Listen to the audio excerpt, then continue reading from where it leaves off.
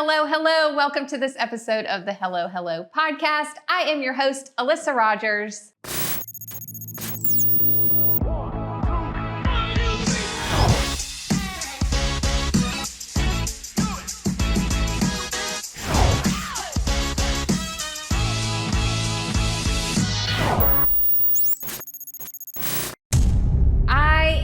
Excited to talk to you, Moriah. We have Moriah here, Moriah Shepherd, if you don't know, the executive director of the Danville-Pittsylvania County Cancer Association. And you guys do amazing things for the community. Mm-hmm. And I can't wait to hear all about that and the events that you have coming up and get to know you. So thank you for being here. Thank you so much, Alyssa, for having me on today. Yeah, absolutely. And, you know, I was approached to get to know you guys. So someone came up to me and said, hey, you really need to interview Moriah because she's doing amazing things. And I said, no problem. So I'm thrilled that we could make it happen. And I first want to start with you and get to know you a little bit because we've never met until today. Right. And I want everyone else to get to know you. So give everyone a little bit of background about Moriah. Yeah, absolutely. Well, I've been the director at Danville-Pittsylvania Cancer Association since about April of 2022, so on 3 years now. And for me, I grew up in the Pittsylvania County area, and then, just kind of stayed local. It's one of those things where, when you can see a transformative difference happening in the community, you just want to be a part of it. Yeah. And so when an opportunity arose for me to be able to join at the Cancer Association, I was like, absolutely. As you can imagine, everyone knows someone who has dealt with cancer. And, looking through my own family and then being able to see people within the community, I just knew that the organization was one that was needed and I wanted to be a part of it. So for the association, it's been around since about the 1950s, started by the community, funding comes from the community, and it gives back to the community. So for me as an individual wanting to make a difference in the community, I wanted to be a part of it. I think that's fantastic, and I think it's so important. I'm glad you noted that everything that comes in goes to the people of our community, and I think that's so fantastic. And, we can often... we have a lot of things thrown at us all the time that we can give to. Right. And I mean, I wish I could give to it all. I know people wish they could give to it all, but we can't financially. And so I like to give to organizations that are going to help the people of our community. And I love that you guys are doing that. Yeah, absolutely. When you think about giving, the thing that I always try and, tell people is give to what is meaningful to you. Because obviously you worked hard for that dollar. And so if you're going to part from it, you want it to make a meaningful difference. And so whatever that means to you, for whatever dollar amount that means to you, make sure that it counts and that it matters. And so when you're thinking about an organization that is community supported, it's really nice to know that every dollar that you give is going to go to someone. It might be a neighbor, it might be a friend, it might be somebody that you go to church with or work with, and very possibly it's going to be somebody you don't know, but you get to know that you're making a difference in someone's life and their family's life. So how do people qualify to be provided assistance? And then we'll go into the question of what kind of assistance do you offer? Sure.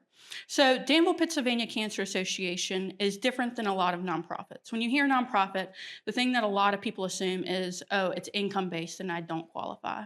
For us, the only qualifications to be able to receive services is, do you live in Danville or Pittsylvania County, and are you going through cancer treatments? If so, then we're here to help. It doesn't matter to us where you go for your treatments. The only thing is, do you live in the community and are you going to treatments? Oh, wow. And so when I came in 2022, that was the one thing that I noticed that a lot of people in the community didn't know about. My dad had been through cancer back in about 2015, and he was somebody who what I would say is probably the most knowledgeable when it comes to health and human services in our community. He was actually over public safety for Pittsylvania County for over 20 years. But when he went through his cancer diagnosis, he didn't reach out for help because he assumed that it's income-based. Working for a government agency it's class family. It's not like, rolling in the big bucks. Right. So every dollar counts. And especially to be able to know that he could have had mileage reimbursement or prescription coverage, those types of things, or even the emotional support. And then he missed out on all those things. So when I came in for my initial interviews with the board of directors, I wanted them to kind of know that story and to know that there is a big piece of the community who don't even understand what the organization, who the organization can help and what it does. And so trying to make sure that we break a lot of misinformation in the community so that way people know that we're here to help them through their time of need. Wow. And so you were talking about mileage reimbursement and all kinds of things. Like, so what is offered to? Sure. So, when we think about the Cancer Association, we pretty much have two different arms. We have financial support and emotional support. Okay. And so for the financial support piece, that's really the bread and butter of what we do, to be honest with you. We do mileage reimbursement. So when individuals go to their cancer-related appointments, all they have to do is provide documentation that they were at their appointments. They don't even have to keep up with their miles. We use MapQuest to be able to determine the distance from their house to the facility and back. And then that same week, we'll cut them a check. Wow. So right now, on an average basis, between the mileage, we do prescription coverage. So if an individual has an out-of-pocket copay for their cancer-related prescriptions, if they need supplies, such as, let's just say, a wheelchair, walker, if they need chucks for their bed, pull-ups, things that you don't want to have to think about, but obviously when people are going through treatments, we find them all across the spectrum. Right. We're able to help fill in those gaps. If individuals have to pay for a hotel stay the night before, let's just say a surgery, if individuals, need, really, it runs the gamut. We're kind of able to be the fill-in. We can't pay for the treatments themselves, but what are the things that are outside of typical insurance's scope that we can help take on?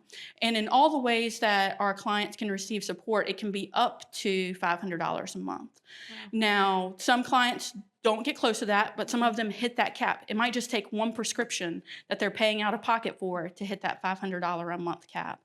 And so last year alone for the mileage, we actually paid over 500,000 miles for our clients to go to and from their appointments, because it doesn't matter where they're going for their appointments, whether it be a local hospital system or UVA, Duke. We have one individual who goes to the University of Tennessee because that's where his specialists are. We say, go to your appointment, and we'll pay for that mileage to and from. Amazing. It really takes that stress away. They have enough to worry about, Absolutely. right? And Absolutely. you're taking that part away, which is amazing. Sure. And talk to me about the emotional support. Yeah, so for the emotional support piece, we actually have a weekly event, which is called Throw Pain at Cancer. It's a fun time for our clients or their caregivers to be able to come together and just paint together. We pay for an artisan to come in. We don't tell them what to paint, and the artisan doesn't tell them what to paint. They can bring in their own ideas, or if they want to be guided through some type of piece of artwork that they're working through, we just say come and have fun. And so every Thursday at 2:00 from 2 to 4, we actually open up our offices, and we rented out some additional space. That way we can have individuals come in and paint together. And it's a really great time of support, because whether they talk about it or not, they're with other people who have either been through it or currently going through it. And so sometimes it's nice to build those friendships and be able to have someone else that you can call upon, even when, you don't want to reach out to your family, or you don't want to tell your family what you're going through. You know that you can talk to, let's just say, Susie. And Susie knows exactly what it is that you've been through. And, just coming together and being able to process together through that beautiful piece of art. We don't require any of our clients to ever give us $1. So even with the art classes, we pay for all the supplies, we pay for the artisan. All we say is just show up. We're here for you. And that's every week? Every week, every Thursday. Okay, where is that? So that's at our offices at 223 Riverview Drive. And once somebody arrives, all they have to do is just give us a call. We'll let them on back. That's so good to form that community of people. And congratulations for making that happen and doing that for the community. And I want to ask you, because I always feel like in areas like this that you're in different career paths that people take. Like it takes a special person Mhm. to be able to handle the hopefully the good news a lot of times, Yeah. but I'm sure you get a lot of bad news. Yeah. How is that for you, and how do you navigate through that? So, thankfully, it's not just me in the office. Right. We do have another full-time individual. Her name is Shirley. She's our client aid manager, and then we have a part-time associate as well. But really, the three of us really try and work well together to be able to be someone that the family can also lean on. Mhm. Because it is one of those things that when somebody gets that initial diagnosis, number one, they might not know where to turn to. Mhm. Oftentimes, when people, get that diagnosis of cancer, the first thing is shock. Yeah. And so then, when they're coming into our office, people do break down oftentimes.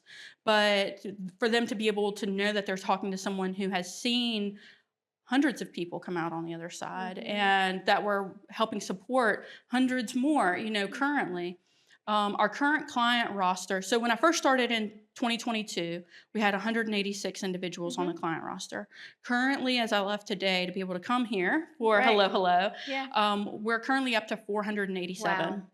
So that's a tremendous growth within a span of 3 years. Mhm. And part of that was through, better community awareness, people understanding what we do. It doesn't mean that cancer, quote unquote, exploded Right. overnight in the community. It's just that more people know that they can lean on us Mhm. and they can come to us for that support. It does take a special person to be able to hold the stories of people Right. who are going through cancer.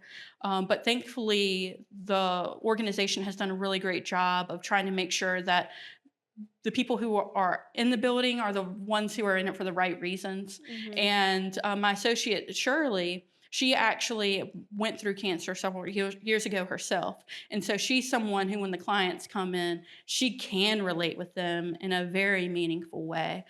Even more so than, just me listening or opening up my heart to them. Mhm. She can really talk to them in a way that they can understand. Well, thinking about that, so what can people expect when they Mhm. walk through the doors? Sure. They've been given this terrible news. Mhm. They're freaking out. What happens when they walk in? Yeah.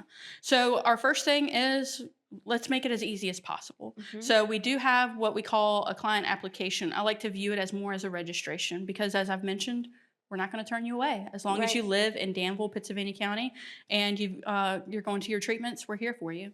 So just getting them to fill out that registration. Talking with them, finding out a little bit more about the diagnosis that they're dealing with themselves, being able to, if they've brought a family member in with them, find out what their needs are at that time.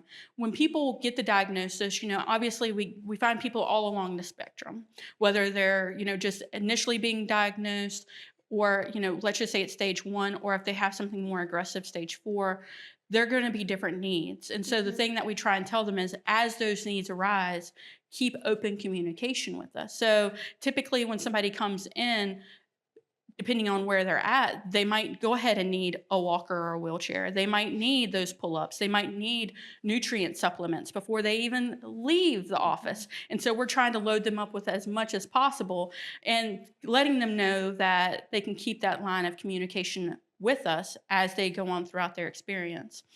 Because we are community supported, there are different organizations that have created something called comfort bags for us. Mm. And most recently, we got a donation from Twin Springs Elementary School with their Beta Club, where they created about 150 comfort bags for us to give to new clients. So Yeah. anytime a new client comes in the door, before they leave, they're being able to walk out with that little comfort bag. And that bag really, it just has some basic items in it. But the idea is that they know that somebody in the community has thought about them Mhm. and about the journey that they're about to go down. And so typically those bags will include, let's just say, maybe a little blanket, maybe a crossword puzzle. It might just be a small book or some tissues, things that will help aid them as they go to their appointments, because you might be cold in the doctor's office. They might be bored, need something to do. But like I said, it's more of the fact of they know that when they leave, they're walking away with something that someone has taken the time to put together for them, even before they even knew that they had that diagnosis. So whether someone is getting the initial diagnosis, if they're going through their treatments, if they're bringing that bell of remission, or if we're helping provide dignity in those final days. Danville-Pittsylvania Cancer tries to be able to walk alongside the clients and their families throughout that entire journey. And to me, it's been one of the most profound things I think I've ever done in my life, because you do get to see the people who get to ring that bell and you get to hear those stories. But, sometimes you're also helping that family walk through a very devastating time when that family member does pass away. Right. But letting them know that no matter what part of the journey that they're on, we're here for them and will continue to be here for them. Oh, my heart is it's just so full, and it just reaches out to all the people that are suffering from it. But thank you for being there for them. And you did mention it is community funded, and so you have events throughout the year, Right. that people can give to and donate, and they can probably donate anytime. It doesn't Absolutely. necessarily have to be an event. So I want to talk about ways that people can give back and the events that you have coming up. Sure. So, for the organization, there are oftentimes a lot of third-party organizations that will do fundraisers for us throughout the year. Obviously, with October, that's a big breast cancer month, and so people come out in support of us. So oftentimes we'll get like a lot of schools who will do donations to us, or different churches. But our big pillar events throughout the year, in the springtime, so it's just already passed, we have Bridge to Bridge, which is 5K, Love it. 10K, half marathon, and that has about 1,100 participants. It's a huge. It has grown rapidly. I don't mean to cut you off, but I have been running that 5K Really? for a long time, and it has grown so much over the Right. years. So, just for an example, in 2023, we had a little over 600 participants. And Yeah. so this year we had 1,100 participants. I mean, like you said, almost overnight, it just seems like people have just come out of the woodwork to be able to give us the support that we need. But that goes back to, as we've gotten more clients, that need has arisen. And then more people know about the organization and say, hey, I want to help out. Yep. And whether it be somebody who's doing that 5K, 10K, half marathon, we also have the walk portion available with that as well. The event has been going on for the past 16 years, and it truly makes a meaningful difference for the organization. And like I said, that's our huge spring fundraiser. Later in June is Cancer Survivors Month. I know October gets all the glory with Breast Cancer Month, but I love June the most because it's it's for all of the survivors. But late in June, we actually have a golf tournament that's coming up. It's called Answer Fore Cancer, Fore Cancer. So that's where a lot of guys will come out and get together teams to be able to play some golf for us. And then in the fall, we have something called the Colors of Cancer event, and that's in October. And that will be at Atkinson Barn. It typically sells out usually about 2 or 3 days after tickets are announced. So we don't have to do a ton of promotion with that, but at the same time, it blows me away the way that the community truly comes out in support of the organization, and that we have different events for different types of individuals. So, Bridge to Bridge, the golf tournament, Colors of Cancer, and then the myriad of different organizations that support us throughout the year, whether that be, the Fraternal Order of the Eagles, whether it be the different types of school systems or churches. It just never ceases to amaze me the way that when you tell someone, hey, we're doing this for the community, that the community will then come back and say, we're here for you. And then outside of that, while not technically a fundraiser, another event that we have going on is actually going to be next week. It's going to be held at River Oak Church, and it's called Celebration of Life. And it is for all of our cancer survivors, whether someone is a previous client or a current client, we're open to all. And all they need to do is just give us a call. It's a dinner. We don't ask for any money at that event. It is completely free for anyone who comes out. So it's different than the fundraisers. Yeah. This is for us to give back. And we'll have a wonderful dinner. The theme this year is disco. So Love. I've already had to go buy my outfit for that. So, had to get a nice little jacket and a little jumpsuit, but it'll be a bunch of fun. And so we're expecting a little over 200 people to be able to come out to that dinner. That's so amazing. And then if people can't attend the events, how can they give back to the organization? So on our website, Mhm. www.dan, Pitt, Cancer.org. We actually have online giving, so anyone can go there. You can also learn more about the organization, Mhm. and you can find out, just how to register. Our application is on the website as well. You can print that off.